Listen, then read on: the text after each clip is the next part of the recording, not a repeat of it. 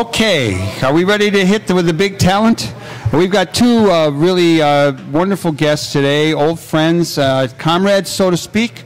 In a little bit, we're going to have Tracy Siska from the Chicago Justice Project coming up on the scene. He's been in the news because he helped to get the information and talk to reporters both from the Atlantic and the Guardian about this Holman Square black box. I really don't use the term black. I'm going to say dark site. We're going to call it the dark site that the police department and the mayor know about and are hiding. But before we get to that, we've got another incomparable kind of a dude. We've got Joe Iosbaker. Is that right? How do you say your last name? You're one of the few people who actually says Iosbaker. Iosbaker. And I know he's from Iowa. He's bragging about it with his sweatshirt. That is an ancestral homeland of mine, so I'm cool with that. And I actually root for Iowa sometimes, depending on who they're playing. But we're going to talk about some serious stuff. You are a guy that keeps me kind of honest. You're a guy who will send me information about what's going on. And recently you went to the old Soviet Union. It's now called Russia. And you have come back with information about a place that I visited, Ukraine, when I was playing baseball over there with Athletes United for Peace. So this is a travel report. Good morning, Joe. And let me say in my basic Russian, "Привет, товарищ," which is "Hi, comrade." How about tavarish? Tavarish. Tavarish. You're better than me. So the anti-war committee in Chicago that I work with, and the United National Anti-War Coalition, that we were the main organizers of the March on NATO. So in the years since NATO, we've had protests around a number of the less well-known wars, including the U.S. intervention in Syria and the U.S. support for the coup in Ukraine. And we got the attention of an anti-war group that had formed in Moscow in the last few years, and they reached out to us and invited us to come over. They gave us a stage and, paid for room and board and a plane ticket, and I'm like, let's go. So I was over there in December, and they invited me back last week.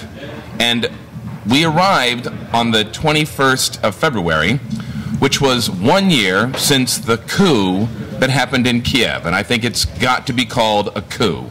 In the Western media, they present it as a popular revolution.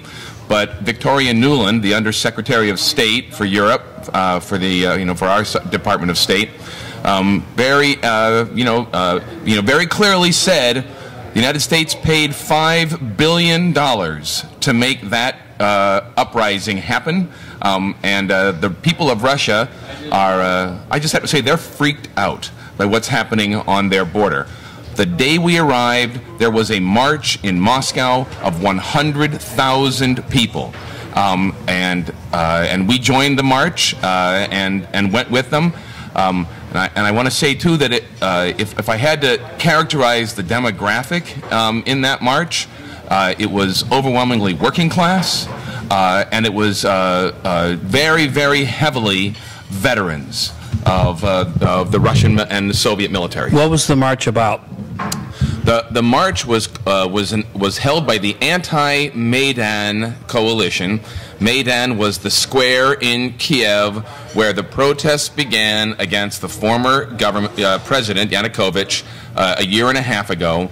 And look, the president in Ukraine at the time was not a popular guy, but our current president's ratings are not as high as they used to be, and Canada is not sending $5 billion into the United States to foment opposition. So basically, the United States helped pay for a democracy movement that included fascists. And the forces that fought on the streets of Kiev include supporters of this guy from the Second World War who fought with Hitler. The Svoboda Party, their founder, was a guy who's responsible for having carried out, the murder of 100,000 Poles and many Jews in the Second World War. That's the Svoboda Party, whose flags were flying all over Ukraine last year. And they're not the most right-wing group. The most right-wing group is called the Right Sector. And so, for example, it was just announced since I got back that Obama is sending 300 special forces to train the military in Ukraine. They're not training the regular Ukrainian army. They're training the National Guard, which was formed by these fascist fighting forces that came out of the streets of Kiev a year ago. The people in Russia are freaking out about Why would the move. Obama administration put $5 billion into Ukraine? It goes way back before Obama. What Victoria Nuland was talking about was the 20 years of investment by the U.S. government, the National Endowment for Democracy, the CIA, whoever it is that had their fingers in fostering these, democratic organizations, so-called democratic organizations, opposing the government of Yanukovych. When we were over there too, we also got invited to speak at an academic conference. The university in Moscow that trains all the foreign services for Russia and trained them for the Soviet Union. They had this conference. I went to this conference, and Mike, I was one of the youngest guys at the conference. It's a bunch of 65 and 75 and 80-year-old academics from Israel, from France, from all over Europe, Poland, and these guys these guys are not communists. And by the way, Russia is no longer communist. I don't know if you got that part, but they are all of the same mind. What is happening to this conference was on the theme of Yalta 70 years later. And why can't the great powers that agreed 70 years ago on a structure to prevent war, why can't they come together again? And basically the consensus of this group of old academics was that the United States is not willing to accept any force on earth that disagrees with them. Joe Iosbaker, what are the, we've heard a lot, well, if anyone wanted to dig deep, we heard that there were fascist elements in the rebellions in Ukraine, and I'm sure that there's some truth to that, but there are obviously probably a lot of other people who are a little bit more Western-oriented, who would be pro-Europe as opposed to the kind of well, I don't want to get into too much detail about Russia, but what do you think are the internal dynamics in the Kiev or the Ukrainian government? Well, I think there's two things. There's the question of who's offering a better deal, and as here in Chicago, as anywhere, when there's political forces that are arguing about the economy, you always got to ask, whose economy? And, I think it's pretty clear that after the fall of the Soviet Union, Russia and Ukraine both basically went through this really rapid privatization in which a bunch of criminals essentially seized control of the economies. That's true. Both countries are run by oligarchs. And some of the oligarchs are tied to German capital, and some of the oligarchs are tied to American capital. And Putin, I think what he represents is that Russia was getting basically ripped apart by the flight of capital from the oligarchs that were in charge under Yeltsin. So Putin sort of got a consensus among the oligarchs in Russia to put a stop to that. You can be an oligarch. You can keep the wealth that you stole, but you got to invest it back here. Sorry for hammering on the table there. And Yanukovych, the oligarch who was president in Ukraine until a year ago, he essentially was going along because Russia was offering him the best deal on gas, and was basically offering him to prop up his economy. And a group of oligarchs helped to fund, along with the U.S., this opposition movement that wanted to go with the deal being offered by the European Union.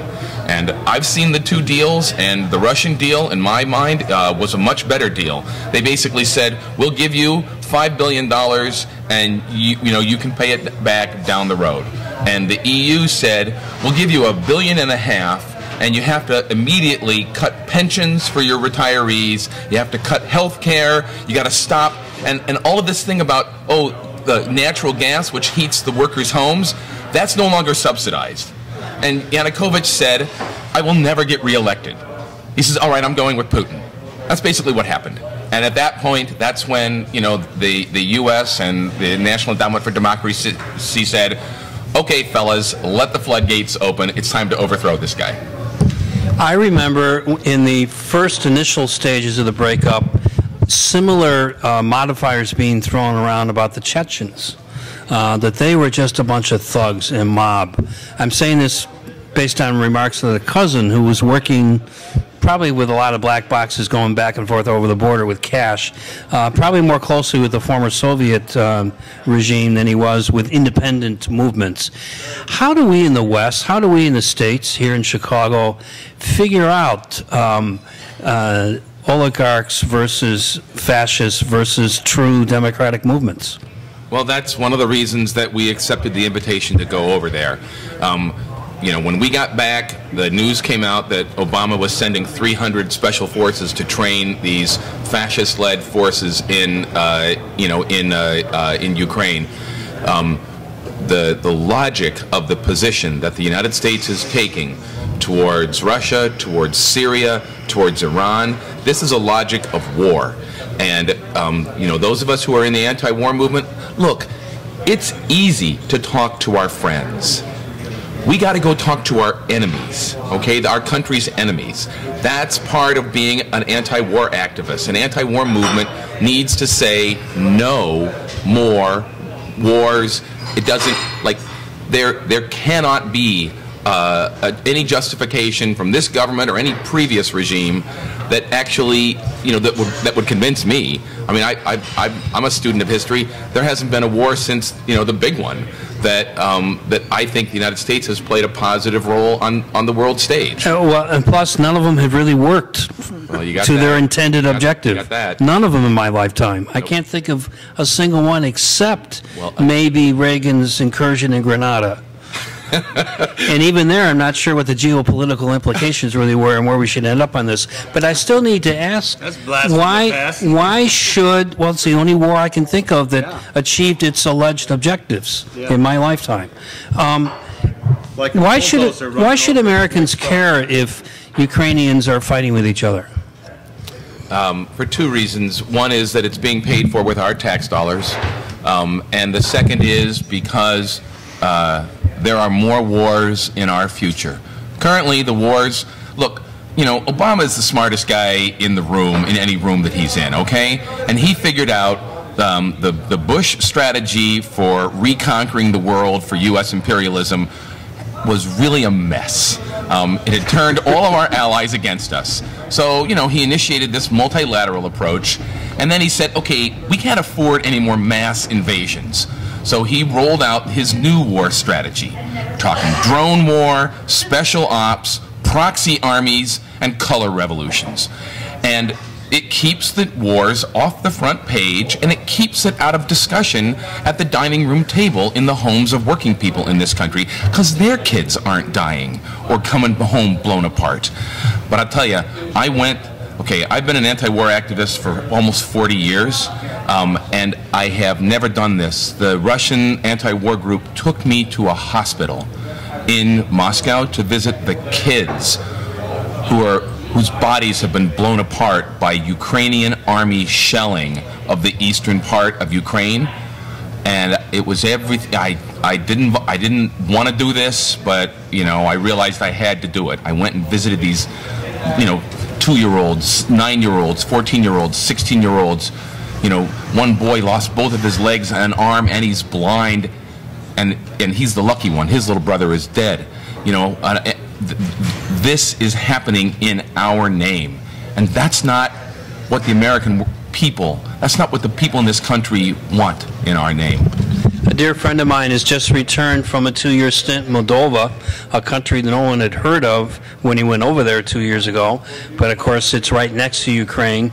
And Warren's a very smart guy and fairly political, but he reserved judgment on the good guy, bad guy dynamics in this particular thing, other than to say that in Moldova, there's probably more pro-Russian sentiment than there would be pro-Ukrainian sentiment, and that Ukraine itself has always been kind of a split-up country when it comes to not so much a Soviet Union allegiance, but a Russian nationalist kind of mentality, which to my mind is maybe what the bigger struggle is there. But again, I'm reflecting a Western filtered media intelligence.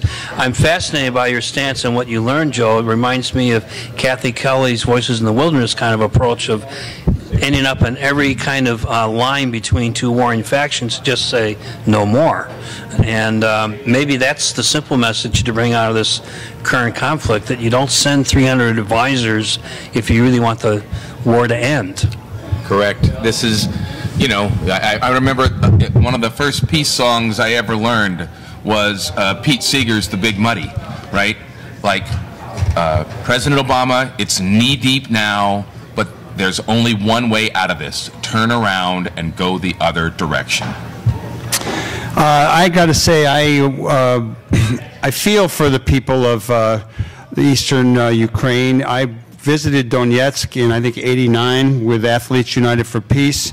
A couple of quick memories from that. One, I did hit a double off of a guy who was an Olympic javelin thrower. I think it was a lucky swing. Two, we had a race with striking miners. There was a run, and we were kind of the guest of honor. And most of the runners were running barefoot. It was very gray and with big slag heaps, coal piles. It was a dreary place, and I remember talking to one lady in a square who was, her solution was to bring back the monarchy. So it was a strange place for me. I'm going to switch gears a little bit and ask you one. I got two questions. The first one is, do you have any take on the assassination of the Russian opposition leader this week, and this morning's announcement that they had caught two people that they say were responsible? Any take on that? Of course, I have no idea who killed that guy. I'll just say that the Western media is trying to portray this guy as some kind of Nelson Mandela. He's another oligarch. He's another one who rushed in when the Soviet Union fell. They had a fire sale. He grabbed his share, and now he's on the outs with Putin. And I have no idea what happened. But this guy is no saint.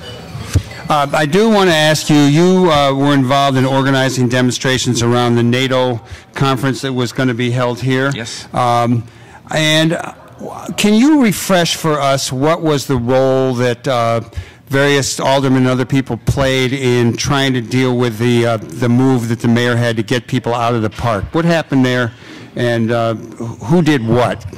Sure. Well, the person who actually facilitated, change in the mayor's mind was your alderman here, Joe Moore. Our plan to march against NATO and the G8 at the time, ran into basically, the brick wall of McCarthy and Emmanuel. They were demonizing us, saying that it was we were going to be basically unleashing violence in the streets of Chicago again.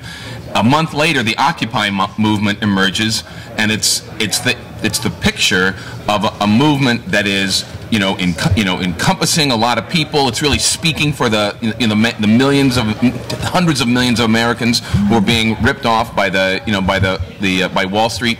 And Emmanuel and LaSalle Street and Emmanuel cracked hard on them, and then he came out with this new ordinance to restrict protest, and the two causes came together, and together with labor and every community group in the city basically to push back, and Emmanuel had to back and fill in response to the media frenzy that came down around that. And initially, all the aldermen, all of them, said, this is not going to be controversial, what Emmanuel wants to do. And they were all wrong. With your help, brother, we got Joe Moore to at least like go into the legislation and say this part is never gonna be okay with the protest community, and so what it ended. I mean, I wouldn't have voted for the legislation that Joe put forward because it wasn't enough for me. But I understand that's the role he played. Joe Iosbaker, you send out various emails and you talk about events going on. And I'm just going to ask you as we close this segment, are there any other things besides our mayoral campaigns going on that people in Chicago should be aware of? Yes. In fact, the reason that I was invited to speak in Russia twice is because of, I was, as your listeners and viewers may remember, I was one of the people who was raided by the FBI for my anti-war activities 4.5 years ago. I've never been charged. I've never been put on trial. But a beloved Palestinian community activist here in Chicago, Resmia Oda, was arrested and charged and put on trial because when she emigrated here, she didn't tell on her application for citizenship that Israeli prison guards tortured her when she was a kid in 1969 into confessing to a crime that she never committed. And now the U.S. government has taken, we don't allow the cops, in Chicago to submit evidence that they've tortured out of people, but Israel gets a pass. They tortured this evidence out of her, and the U.S. government says this is the Bible. We're gonna deport this woman. First, she's 70, almost 70 years old. First, we're gonna put her in prison for a decade, and then we're gonna take her passport away and deport her back to the West Bank. It's just so frustrating and so awful. So on Thursday, we're going back to Detroit for her sentencing, and we're demanding that we're asking the judge to be lenient, and we're preparing for an appeal. And so, people should go to stopfbi.net to read more about this. You're a hell of a guy. Keep up the good work, and I assume that you'll be coming back on this show in the not too distant future. I love the Heartland. I wish they still had biscuits and gravy on the menu, but I love this place. I'm glad that you're here. Joe Iosbaker, let's have a round of applause.